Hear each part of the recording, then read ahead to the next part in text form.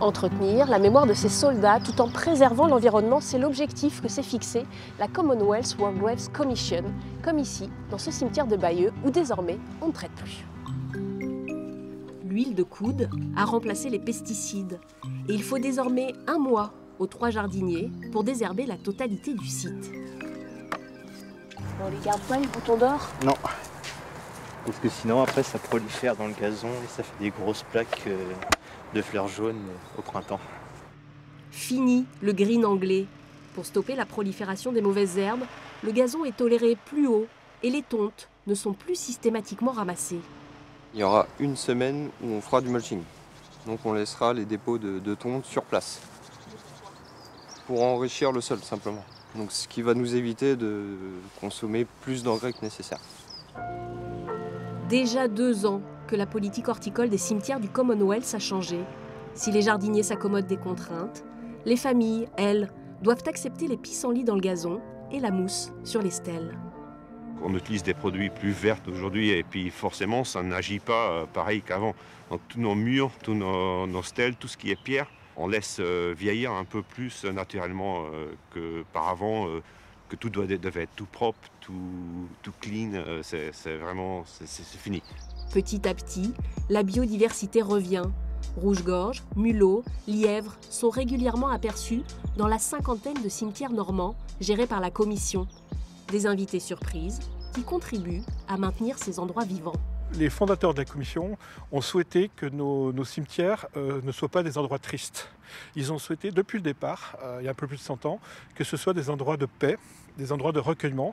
Et c'est pour ça qu'on invite les grands-parents, les parents, les enfants à venir visiter, on n'a pas peur d'utiliser le mot visiter, nos cimetières, parce que pour nous, c'est la meilleure façon de rendre hommage aux soldats qui sont commémorés. Commémorer et préserver, car désormais, tourisme de mémoire et tourisme durable sont liés. Et les cimetières du Commonwealth ne sont pas les seuls à avoir choisi cette voie. Seuls quelques mètres séparent la plage de Courseulles-sur-Mer du centre Juno Beach, un musée dédié aux soldats canadiens.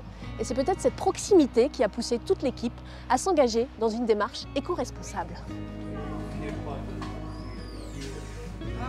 Nathalie Worthington, je suis la directrice du centre Juno Beach. Bonjour, ça va bien? Face au désordre climatique et à tout ce qui menace la planète, nous avons la conviction que la seule solution, c'est que tout le monde se mette à décarboner. Donc entre 2019 et 2023, au centre Juno Beach, nous avons réduit la consommation d'électricité de près de 50%. Et comment réduire la consommation en carbone de vos visiteurs qui viennent parfois de l'autre côté de l'Atlantique? Alors c'est le défi, 80% des émissions de gaz à effet de serre du musée, ce sont justement les émissions des visiteurs. Donc quand les gens arrivent au centre Juno Beach et qu'ils ont utilisé le train par exemple, ou le bus, ou qu'ils sont arrivés en vélo avec des moyens de transport décarbonés, on va les récompenser et on va leur permettre de bénéficier d'un tarif qui s'appelle le tarif bas carbone. Projecteurs moins énergivores, lampes LED, porte-clés recyclés, chaque geste compte, jusqu'au choix des produits vendus ici. Ce sont des petites broches qui sont fabriquées par une artisane locale, parce que dans les boutiques des plages de débarquement, le plus difficile, c'est de décarboner les boutiques avec des fournisseurs qui soient des fournisseurs locaux. C'est vertueux et ça fait vivre l'économie locale. Il y a des Canadiens qui sont venus nous libérer, qui ont perdu leur vie ici. Aujourd'hui, ce qui menace la paix et la liberté dans le monde, c'est en grande partie les désordres climatiques. Donc nous, on essaie de s'engager. Ils ont fait leur part autrefois, on fait la nôtre aujourd'hui pour essayer de contribuer à ce combat contre les désordres climatiques. Le centre Juno Beach s'engage aussi pour la biodiversité. La cérémonie du 6 juin aura lieu ici, face à la mer, mais cette fois-ci avec une jauge limitée de moitié par rapport au 75e anniversaire du débarquement, un moyen de préserver le cordon dunaire et tout cet endroit.